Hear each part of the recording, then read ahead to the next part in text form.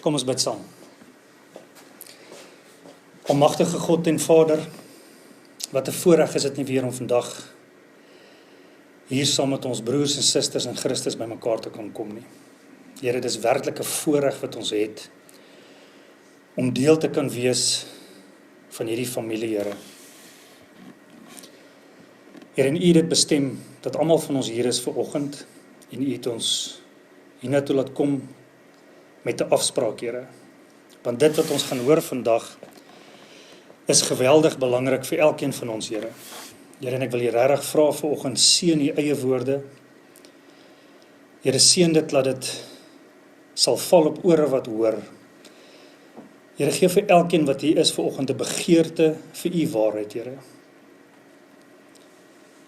Here, want hierdie waarheid kan werklik 'n verskil maak in ons lewens, Here. Here, om ons is daar gelowiges wat elke dag lewe asof hulle U nie ken nie. Hulle lewe verslaa lewens, Here. Dit is asof die aanslag van die lewe net te veel is vir hulle. Here, in hierdie geestelike oorlogvoering waarmee ons vandag begin, Here, dit kan heel moontlik die rede wees hoekom hierdie mense so lewe. Here, en as daar mense hier is vanoggend wat sulke lewens lei, seën hulle asseblief met U waarheid, Here. Dat hulle U woord sal hoor, dat hulle dit sal glo, Here, en dat hulle dit sal toepas. Here, seën my ook asseblief dat ek U woorde reg sal gebruik, sodat U alleen verheerlik sal word. Amen. So ons begin vandag eintlik met die einde van hierdie brief in Efesiërs. En ons weet dit, want Paulus begin vers 10 met die woord eindelik. En die 2020 vertaling sê ten slotte. So dit is hoe ons weet dat ons kom aan die einde van hierdie brief.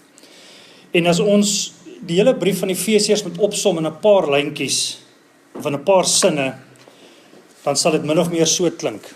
In hoofstuk 1, 2 en 3 het julle geleer van julle posisie in Christus. Julle is gekies, julle is geseën, julle is erfgename, julle het die gees van God wat binne in julle woon. Julle was geestelik dood gewees en nou is julle geestelik lewendig. Julle is kinders van die lewende God. Dit is wie jy is. Jy is vrygekoop deur die bloed van Jesus. Die ding werk nie. Nee, hy is reg. Dis net ek. So julle is vrygekoop deur die bloed van Jesus Christus. En dit beteken dat Christus is in jou. Christus lewe in jou en jy is in Christus. En dan kom Paulus in hoofstuk 4 en hy sê, lewe dan so. Dis wat hy sê van hoofstuk 4 af. Lewe so, lewe waardig, wandel waardig volgens jou roeping. Lewe so, dat jou lewe hier op aarde jou hemelse posisie weerspieël. Ek dink die batterye is pap. Sal maar so aangaan met die klank, soos dit hy werk. So in hoofstuk 4 begin Paulus en hy sê, lewe volgens hierdie roeping van jou. So wat hy vir ons sê in hoofstuk 4, 5 en 6 is, dat jou lewenstyl moet aanpas by jou hemelse posisie. En hoe moet dit lyk? Lewe met sagmoedigheid, lewe met nederigheid, lewe in liefde, lewe in eenheid met mekaar in die kerk, want dis net een God, een gees en een geloof. Moet nie meer lewe soos wat jy gelewe het toe jy nog 'n heiden was nie. Hou op lieg, hou op steel en moenie meer kwaad word nie. En dan begin hy hoofstuk 5 en hy sê, wees soos God. Wees 'n navolger van God. Want jy is nou in die lig, jy is nie meer in die duisternis nie. En jy is nou wys, jy is nie meer 'n dwaas nie. Dan sê hy vir ons, wees onderdanig aan mekaar. Vroue, wees onderdanig aan jou eie man. Manne, wees lief vir jou vrou. Kinders, wees gehoorsaam aan julle ouers. Ouers, voed jou kinders op in die Here. En werkers, werk asof jy vir die Here werk. En baase, jy werk ook vir die Here. En dit is hoe ons lewens moet lyk. En tussen al hierdie sê hy vir ons, word met die Gees gevul. Wat beteken, en ons het gekyk daarna, jy moet die woord van God ken. En dan kom ons by Efesiërs 6 vers 10, en julle kan so lank so intoe blaai. En hy sê, eindelik broers en susters, en dan sê hy ietsie wat baie gelowiges bang maak. En as ek dit in my eie woorde kan sit wat Paulus vir ons hier sê is, al is jy in Christus, dit gaan oorlog wees. Ek en jy is in 'n oorlog betrokke, want jy het 'n vyand wat jou wil verwoes. Dis wat hy vir ons hier sê.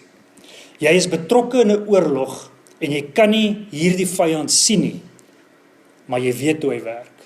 Wees wakker. Nou wil ek jou vra volgende, maak dit jou bang, as jy weet van hierdie oorlog. Petrus het dit so gesê, 1 Petrus 5 vers 8, wees nugter en waaksaam, want julle teenstander die duiwel, loop rond soos 'n brullende leeu, en soek wie hy kan verslind. So vanaf die oomblik wat jy wedergebore is jy in 'n oorlog betrokke. Jy is in 'n geestelike oorlog.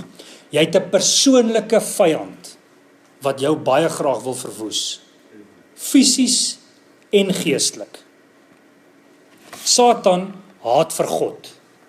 En omdat jy nou 'n kind van God is, haat hy jou. En dis die bottom line. Paulus sluit hierdie brief af met 'n waarskuwing vir elke gelowige. Maar dan gee hy vir ons ook 'n teenvoeter. Hy gee vir ons die wapenrusting van God. En hy sê vir ons hoe ons hierdie vyand kan teenstaan. Nou kom ons gaan lees hierdie gedeelte in Efesiërs 6 van vers 10 tot 18. En ek lees uit die woord van die lewende God. Eindelik my broers, word kragtig in die Here en in die krag van sy sterkte. Trek die volle wapenrusting van God aan, sodat julle staande kan bly teen die liste van die duiwel. Want ons wortelstryd is nie teen vlees en bloed nie, maar teen die owerhede, teen die magte, teen die wêreldheersers van die duisternis van hierdie eeu, teen die bose geeste in die lig.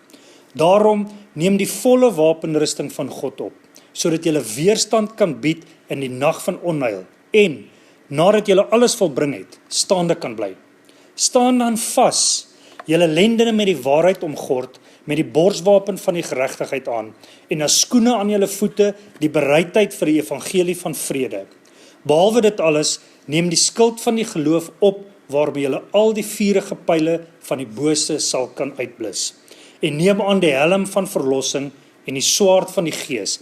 Dit is die woord van God, terwyl julle met alle gebed en smeking by elke geleentheid bid in die gees, en julle daartoe waak met alle volharding en smeking vir al die heiliges. Tot sover. Ek gaan hierdie ding afsit, dan gaan ek nader skuif. Nou gaan ek julle diep in die oë kyk. Kyk na vers 12. Want ons wortelstryd is nie teen vlees en bloed nie, maar teen die owerhede, teen die magte, teen die wêreldheersers van die duisternis van hierdie eeu, teen die bose geeste in die lig. Nou ek en jy as gelowiges is in 'n oorlog betrokke. Maar ons oorlog is nie teen mense nie. Daar's magte en kragte in werking wat ek en jy nie kan sien nie. En Christene vandag verstaan nie hierdie geestelike oorlogvoering nie. Ons verstaan dit nie Bybels korrek nie. Want ongelukkig is daar soveel leuns en valse leringe wat oor hierdie onderwerp betrokke is, wat vir ons gebring word deur sogenaamde Christene, dat hierdie is 'n onderwerp wat die Christenkerk dringend nodig het vandag, die waarheid. Nou voordat ons na die wapenrusting gaan kyk, moet ons eers verstaan wie is hierdie onsigbare vyand, wat is hy en hoe werk hy. So wat ons gaan doen is, ons gaan vandag en volgende Sondag so half 'n wye draai in die Bybel maak en kyk na 'n klomp verskillende teksgedeeltes, sodat ons kan verstaan wie is ons vyand en hoe hy werk. En dan sal ons by die wapenrusting kom. So wat ons gaan doen, ons gaan eers 'n bietjie agtergrondkennis kry. En die eerste ding wat ek en jy moet weet, en ons moet dit glo is, ons het 'n vyand. Ons vyand is reël. En hierdie vyand se doel is om jou te verwoes. Dis wat hierdie vyand se doel is. En hierdie vyand is Satan. Al sy demone wat saam met hom werk. En hierdie vyand is baie slim. Hy's wys en hy wys nooit sy werklike klere nie. Hy's baie subtiel en skelm. En moet nie dink hy is hierdie rooi mannetjie met horings en 'n vurkie, soos wat ons in die kinderbybel sien nie. Dis nie Satan nie.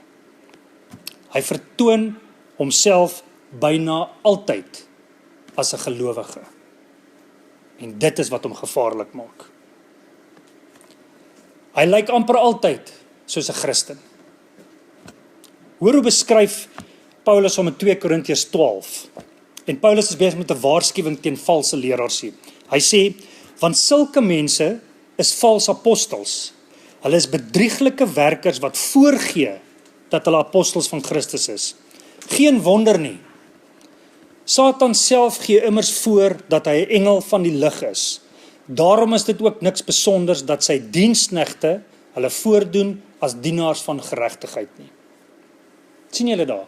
Hy's 'n engel van lig. Iemand wat die woord bring, is 'n engel van lig. Of 'n leraar, of 'n ouderling, of iemand wat sê hy's 'n Christen. Iemand wat die woord verkondig. Dit kan enigiemand wees. Satan doen homself byna altyd voor as 'n gelowige. Hy's 'n leenaar. Hy's 'n verwoester. Satan saai konflik tussen mense en hy laat ons twyfel in die woord van God. Hy's altyd besig om te soek na 'n geleentheid om jou te oorweldig met die dinge van hierdie lewe. Altyd. In Johannes word dan na Satan verwys as die prins van die wêreld. Die ou vertaling sê die owerste van die wêreld. Nou dit beteken nie dat God het die wêreld vir Satan gegee nie. Dit beteken net dat Satan het sekere magte. En hy is magtig en hy is kragtig. Nou, die wêreldsisteem soos wat ons hom ken, is in beheer van Satan. Elke mens ingestelde instansie, Satan beheer dit. Wat is die enigste instansie op hierdie aarde wat nie mens ingestel is nie? Dis die kerk. Dis Christus se instansie. Nou dit moet jy 'n bietjie laat dink, nê. So wat Satan doen is, hy gebruik hierdie wêreldsisteem om by my en jou uit te kom. Regerings. Elke regering op hierdie aarde word beheer deur Satan. Vermaak. Musiek, flieks, social media, alle mediakanale, koerante, nuuskanale, banke, geldstelsels. Elke mens ingestelde sisteem is wat Satan beheer. Dis wat dit beteken as die Bybel sê, Satan is die prins van die wêreld. So wat dit beteken is, Satan hoef nie in sy persoonlike hoedanigheid by my en jou uit te kom nie. Onthou, hy is nie alomteenwoordig nie. So dit is hoekom hy hierdie sisteme gebruik om toegang te verkry tot my en jou. Dit is hoe Satan by ons uitkom. Deur hierdie wêreldsisteme loop hy rond besig op soek na iemand om te verslind. Dit is hoekom Jakobus skryf, wie dan 'n vriend van die wêreld wil wees, word 'n vyand van God. In Efesiërs 2 beskryf Paulus vir Satan so, vers 1 en 2. Julle was dood deur die oortredings en sondes, waarin julle van tevore geleef het, volgens die bose lewenswyse van hierdie bedeling, volgens die heerser oor die mag van die lig, die heerser van die gees wat nou aan die werk is onder die seuns van die ongehoorsaamheid. Kan julle onthou toe ons hierdie gedeelte bespreek het, toe ek vir julle gesê, toe jy 'n ongelowige was, het jy gedink jy doen wat jy wou doen. Maar eintlik het jy presies gedoen wat Satan wou hê jy moet doen. Jy was gemanipuleer deur die wêreldsisteem om te doen wat hy wil hê jy moet doen. Jy het gedink jy het free will gehad. Dit bestaan nie. Jy was gehoorsaam aan Satan gewees. So Satan beweeg rond soos 'n brullende leeu, reg om iemand te verslind in sy persoonlike hoedanigheid, deur sy demone en dan deur om beheer te hê oor die wêreldsisteme. Ons weet dat Satan 'n engel is wat uit die hemel uit geskop is. Sy naam is Lucifer. Ons weet ook dat Lucifer 1/3 van die engele saam met hom gevat het. Hy het hulle mislei om te rebelleer teen God. En God het toe vir Lucifer en hierdie 1/3 van die engele uit die hemel uit geskop. Jy kan meer gaan lees daarvan in Openbaring 12. Ek wil nie te veel daarin gaan vandag nie. Ons sien ook dat Satan en sy gevalle engele, wat ons dan nou demone noem, dis hulle wat deelneem aan hierdie geestelike oorlog teen ons. Dis hulle wat hierdie wêreldsisteme aan die gang hou. Maar hulle gebruik ook mense. En hier sit nou waar dit moeilik raak. Want onthou, mense is nie ons vyand nie. Hoor wat het Paulus geskryf in 1 Timoteus 4 vers 1 en 2. Maar die Gees sê uitdruklik dat in die laaste dae sommige mense van die geloof afvallig sal word, omdat hulle ophou met dwaalgeeste en die leringe van demone. Hulle word beïnvloed deur die skynheiligheid van leenaars wie se gewete geskroei is. So mense is mislei. In Johannes 8 praat Jesus met die kerkleiers en hy sê vir hulle, julle kom van julle vader die duiwel en julle wil die begeertes van julle vader doen. Kerkleiers. So wat ons kan sien in die Bybel is, Satan bestaan, hy is reël, maar hy werk nie alleen nie. Hy het demone wat hom help in hierdie geestelike realm en dan gebruik hy mense op aarde in hierdie wêreldstelsels. So daar's 3 magte wat deel is van hierdie oorlog waarin ons betrokke is. En dis deur hierdie 3 magte wat ek en jy verslind word.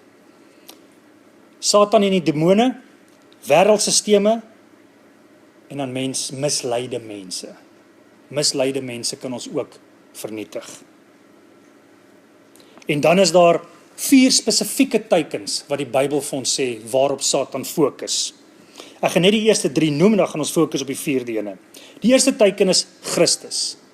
In die Ou Testament sien ons reg deur die Ou Testament waar Satan probeer om die bloedlyn van Christus te vernietig. En ons het nou net gelees daarvan in Moses, nê, waar die kindertjies doodgemaak is. Dis hoekom was hy in die water gesit. Dis presies deel daarvan. Die tweede teiken is Israel, die volk, die verbondsvolk van God. Die derde teiken is heilige engele. Ons sien in Openbaring dat daar 'n oorlog aan die gang tussen engele en gevalle engele. En dan die 4de teiken, en is hier waar dit persoonlik raak vir my en jou, is elke mens op aarde is 'n teiken van Satan, maar veral gelowiges. Openbaring 12 vers 9 sê, en die groot draak is neergewerp, die ou slang wat genoem word duiwel en Satan, wat die hele wêreld verlei. Hy is neergewerp op die aarde en sy engele is saam met hom neergewerp. En dan gaan ons na vers 17 toe.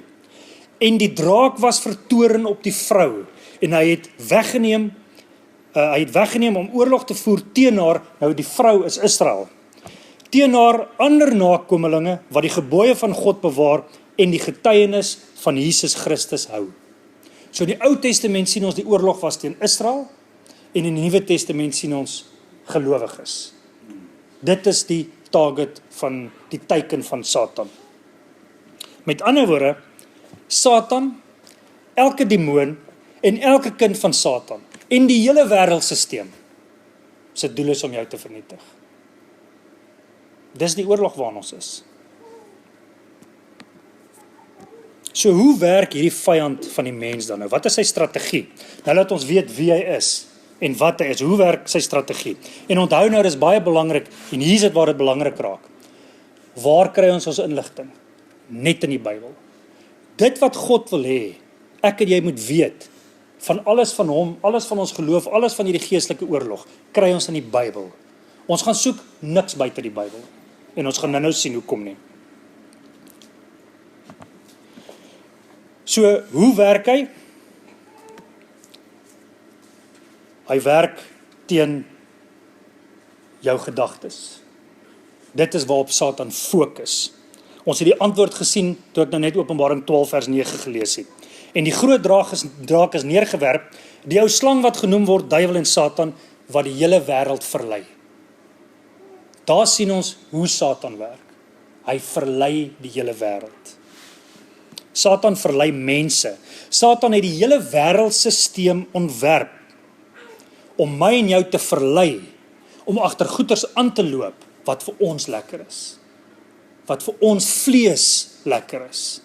Dit is waaroor die hele wêreld design is. Nou kom ons by 'n 4de vyand, wat ek nou nog nie van gepraat het nie. En dis jouself. Jou vlees.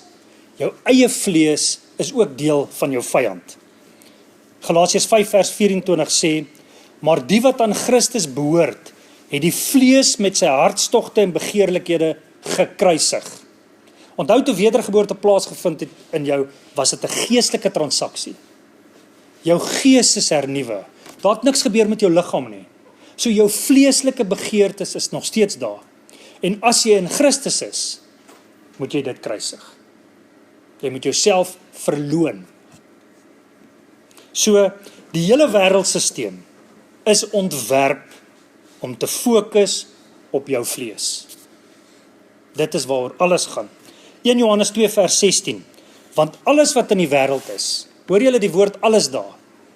As jy hierdie woord gaan kyk in die Grieks, dan beteken alles alles. Met ander woorde, want alles wat in die wêreld is, die begeerlikheid van die vlees en die begeerlikheid van die oë en die grootsheid van die lewe, is nie uit die Vader nie, maar is uit die wêreld. Dit gaan vir julle meer bekend klink in Engels.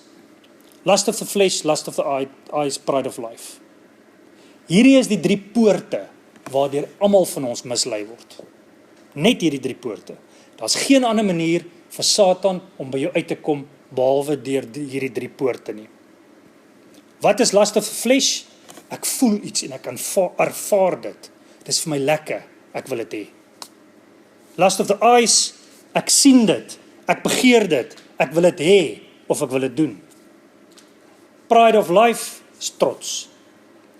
Ek is beter. Ek weet van beter. Ek wil meer mag hê. My velkleur is beter. Omdat ek Afrikaans is ek beter. Omdat ek geld het, is ek beter.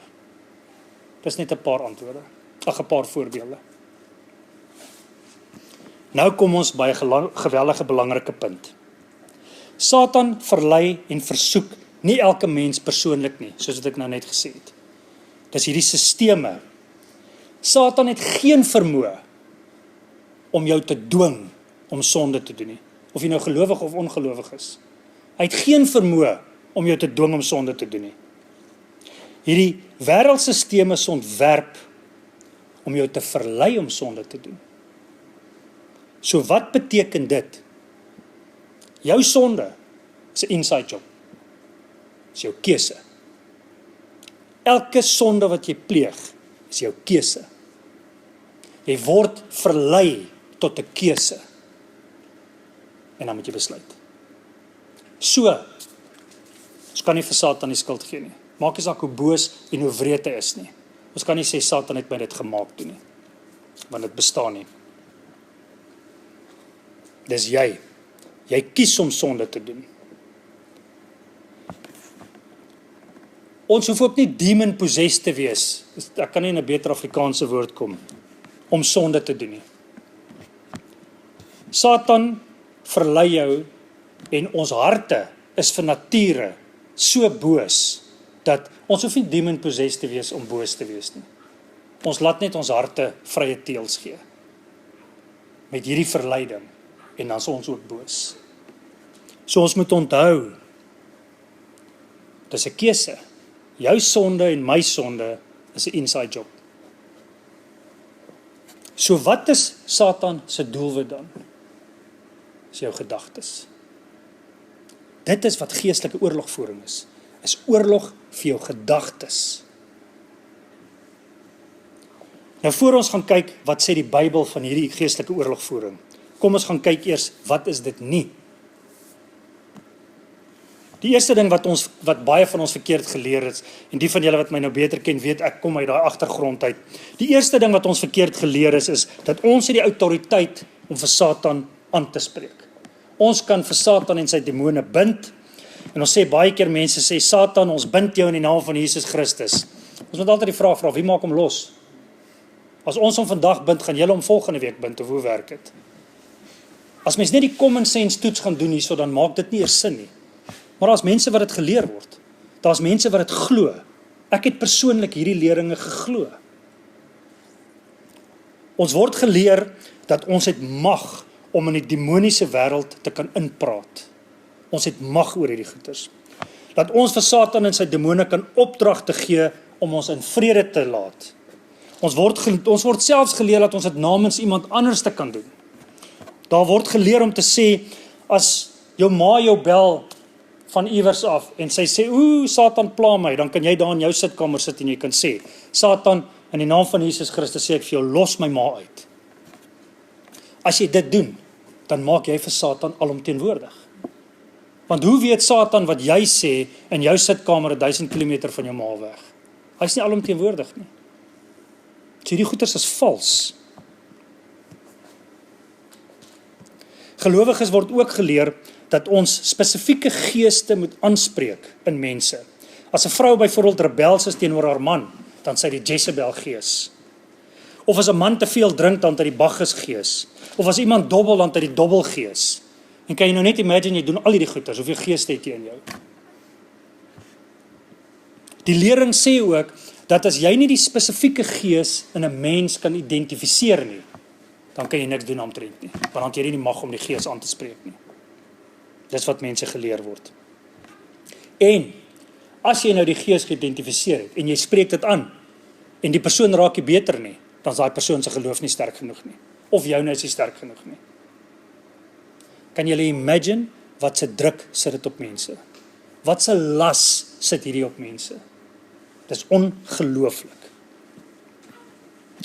Dis een van die redes hoekom ons so baie regte gelowiges is, wat swaar kry geestelik. Want hulle is hierdie goed geleer, en hulle glo dit. Daar's ook mense wat leer dat geeste 'n spesifieke area beïnvloed. Byvoorbeeld, ek noem nou net 'n voorbeeld, maar mense sal byvoorbeeld sê dat hier in Vredendal is daar 'n gees wat rasisme en haat aanvoed. Aanhits, en as ons nie daai gees en daai demone in die geestelike realm kan aanspreek nie, dan sal dit nooit beter raak nie. So ons moet op 4 punte om die dorp kom staan, en ons moet die bloed van Jesus oor hierdie goeters uitspreek, en dan sal dit help. Daar's mense wat dit ook leer. Al hierdie lerings is leuns. Alles daarvan is leuns. Nêrens in die woord van God kry ons die mandaat om Satan of sy demone aan te spreek nie. Nêrens nie. Inteendeel, ons lees in Judas 9, maar toe Michael die aartsengel met die duiwel in woordestryd was oor die liggaam van Moses, het hy geen oordeel van lastering durf uitspreek nie, maar het gesê, die Here bestraf jou. So selfs die aartsengel Michael het nie durf Satan oordeel nie, want God se voorreg, dit is God se voorreg om te oordeel. Nêrens in die Bybel leer ons van hierdie geeste nie, die Bacchus gees of die Jezebel gees of dobbelgees of sulke tipe goeters nie. Nêrens in die Bybel kom dit voor nie. So waar kry hierdie mense hierdie inligting? Sommige sê dat God hulle persoonlik gewys het in 'n droom of in 'n visioen. Dat God hierdie tipe detail aan hulle spesiaal openbaar het, sodat hulle dit vir ons kan kom leer. Daar's mense wat sê God het hulle spesiale toegang gegee, dat hulle kan sien in die geesteswêreld in. Dat hulle kan kyk wat daar regtig aangaan, en laat hulle dit dan vir ons vertel. Ek dink nou spesifiek aan een naam, Rebecca Brown. Ek weet nie wie van julle al haar boeke gelees het nie. Ander mense claim weer dat hulle geeste uitgedryf het, en as hulle daai geeste uitdryf, voor die gees weggaan, dan voer hulle eers gou onderhoud met hom. En hulle vra hom, wat gebeur regtig daar? Nou, my reaksie hierop is, hoe stupid gaan jy wees om 'n demoon te glo? Maar dis wat mense doen. Hulle sê dit. Hulle voer onderhoude met demone, en dan skryf hulle boeke daaroor, en vertel hierdie goeders vir Christene. En Christene koop hierdie boeke. En hulle glo dit. En hulle lewe hulle hele geloofslewe hierom.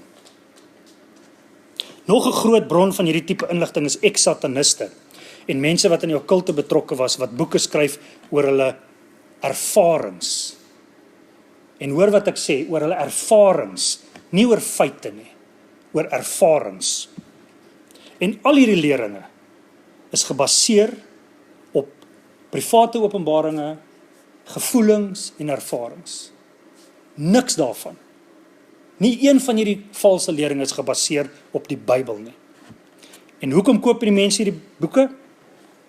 Hoekom volg hulle hierdie leringe na? Lust of the flesh, lust of the eyes, pride of life. Christene, dit voed die verbeelding, dit laat mense magtig voel, as hulle die demone en goeters kan aanspreek. En dan seker die grootste rede, hoekom Christene hierdie lering navolg. Nou hoef jy nie verantwoordelikheid te vat vir jou eie sonde nie. Dis die hoofrede, hoekom Christene hierdie leringe navolg. Want nou kan ek net sê, ek het 'n gees in my. Kom spreek die gees aan.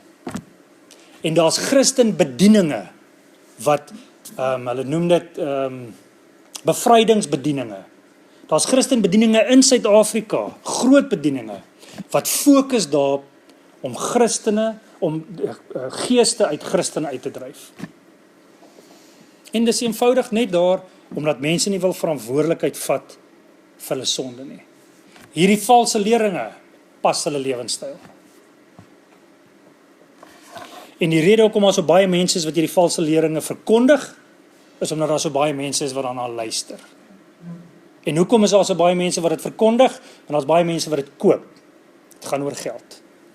Daar's baie geld in hierdie valse leringe. Die geestelike oorlogvoering bedryf is 'n massiewe bron van finansiële inkomste vir hierdie mense. Daar's honderde en honderde boeke beskikbaar oor hierdie onderwerp. En hulle gee Bybelversies en daar's 'n Christen flavour daaroor, maar dit's nie Bybels nie. Dis eenvoudig nie Bybels akkuraat nie. So mense maak geld uit ander mense uit, omdat hulle nie die Bybel ken nie. Hulle het nie kennis van God nie. Die Bybel word byna nooit geraadpleeg nie. En dis die een plek waar God aan ons sy wil geopenbaar het. En gelowiges ignoreer dit. En ongelukkig is daar konservatiewe Bybelse kerke wat van hierdie leringe aktief toelaat in hulle kerke. Ok, so nou weet ons wat is dit nie. Wat sê die Bybel daaroor? Daar's 2 plekke waarna ons gaan kyk. Julle kan blaai na die een plek, 2 Korintiërs 10, as julle wil. So hierdie 2 plekke sê vir ons presies wat is geestelike oorlog. 2 Korintiërs 10 vers 3. Want hoewel ons in die vlees wandel, voer ons nie die stryd volgens ons vlees nie. So hier sê Paulus baie duidelik vir ons, dat ons stryd is nie in die vlees nie, en dat ons wapens nie vleeslik is nie. So, selfs vir ongelowige mense, of eintlik, ek sê dit verkeerd, wat ons hier sien is, selfs ongelowige mense is nie ons vyand nie, want mense is fisies, ons vyand is in die geestelike riem. So, ons moet altyd onthou as ons met hierdie goeters werk, mense is nie ons vyand nie, selfs misleide mense is nie ons vyand nie. En dan sê hy in vers 4, want die wapens van ons stryd is nie vleesliks nie. Met ander woorde, niks wat jy sê met jou mond, hoor mooi wat ek sê, niks wat jy sê met jou mond, het 'n effek op die geestesriem nie. Jy kan niks in bestaan en praat nie. Jy kan ook niks uit bestaan uit praat nie. Daar's net een wat dit kan doen en dis God. En dan die volgende gedeelte waarna ons gaan kyk is Efesiërs 6 vers 12, waarna ons reeds gekyk het. Want ons wortelstryd is nie teen vlees en bloed nie, maar teen die owerhede, teen die magte, teen die wêreldheersers van die duisternis van hierdie eeu, teen die bose geeste in die lig. So ons oorlog waarna ons betrokke is nie 'n fisiese oorlog nie. Niks wat ek en jy sê of wat ons fisies doen, het 'n effek op hierdie geestesriem nie. Niks nie. Ons het geen effek op hierdie geestesriem nie. Ons kan geeste probeer identifiseer soos wat dit jou verbeelding jou toelaat, dis fyn. Dit gaan geen effek hê nie. Nou hierdie gedeelte wys vir ons, hierdie 2 gedeeltes wys vir ons dat dit wat ons nou net gesê het, wat dit bevestig vir ons, dit wat ons nou net gesê het wat geestelike oorlogvoering nie is nie. Hierdie 2 skrifgedeeltes bevestig dit vir ons. En ongelukkig gaan soek gelowiges nie hulle antwoorde in die Bybel nie en dan kry hulle geestelik swaar. So as dit nie 'n fisiese oorlog is nie waarna ons deelneem nie, wat is dit dan? En ons het nou vir jou gesê, Satan is in konstante oorlog vir jou gedagtes. In Engels sê hulle jou mind. Dit is die oorlog wat Satan mee besig is. En ons het gesien in Openbaring 12 vers 9. Satan verlei die hele wêreld. En ons kan gaan na die begin toe. Waar het Satan die eerste keer 'n mens verlei? In die paradys. En wat het Satan gedoen? Het hy vir Eva so ver gekry om 'n moord te pleeg? Nee. Het hy vir Eva so ver gekry om te steel? Nee. Het hy vir Eva so ver gekry om egbreek te pleeg? Nadat ek dit geskryf het, toe dink ek eers, maar daar was nie iemand om hier egbreek te pleeg nie, maar ons kan dit maar vat as 'n toets. Hy het al ook nie so ver gekry om dit te doen nie. Al wat Satan gedoen het, hy het vir Eva so ver gekry om die woord van God te bevraagteken. Dis al. Dis wat hy gedoen het.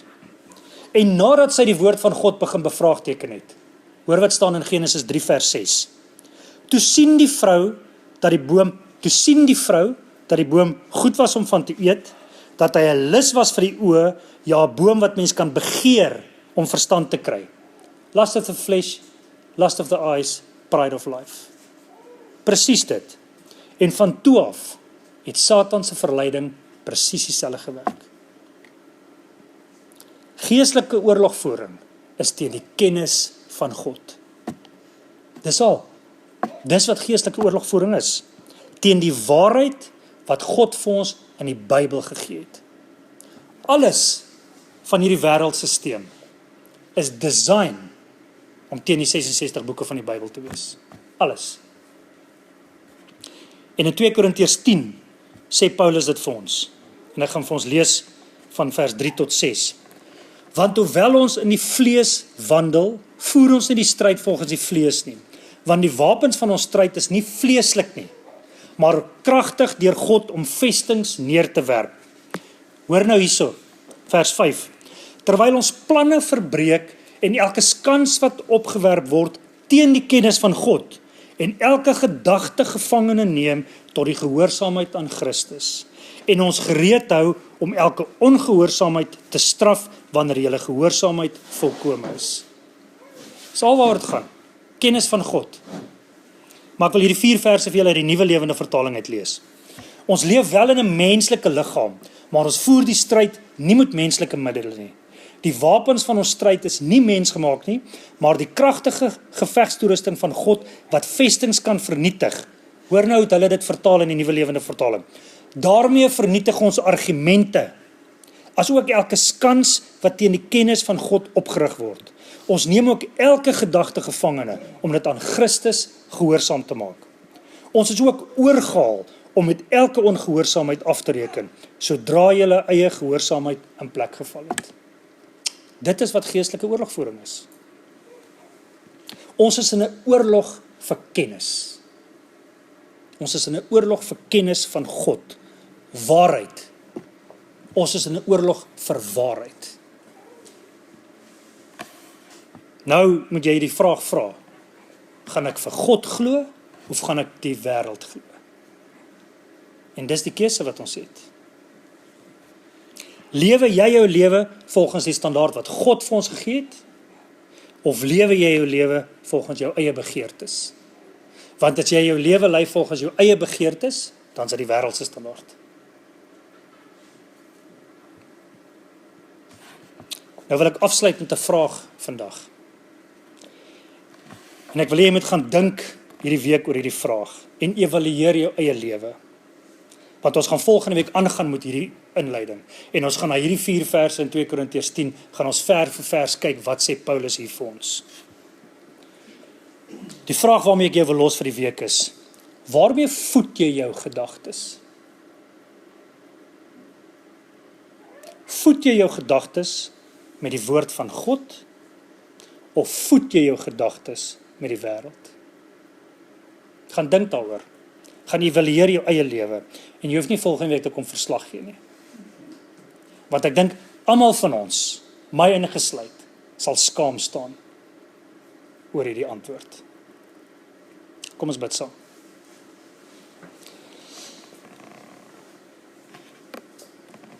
Here, as ons na hierdie onderwerp kyk, dan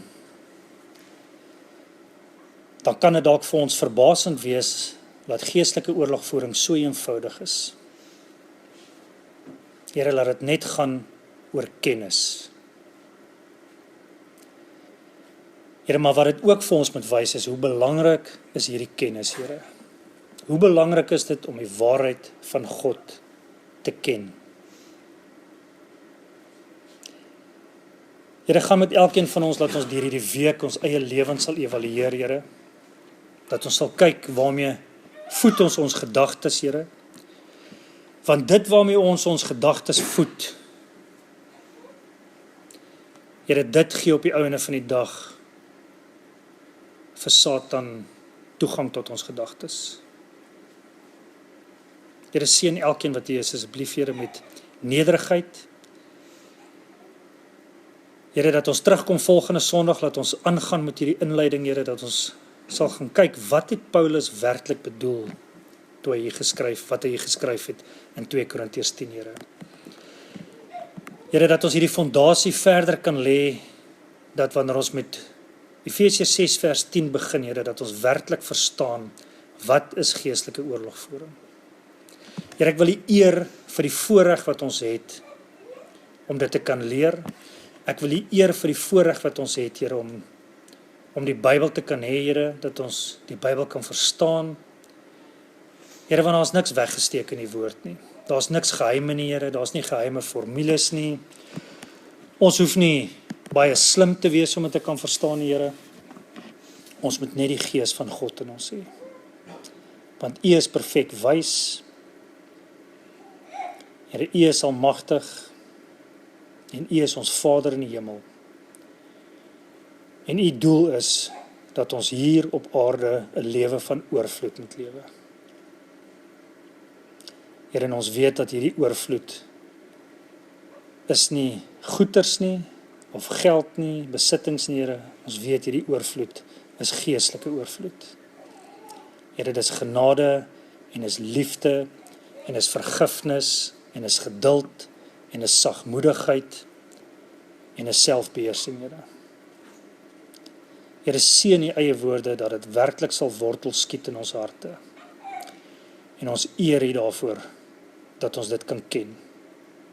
Here, ons bid hierdie dinge in die wonderlike seun, Jesus Christus se naam. Amen.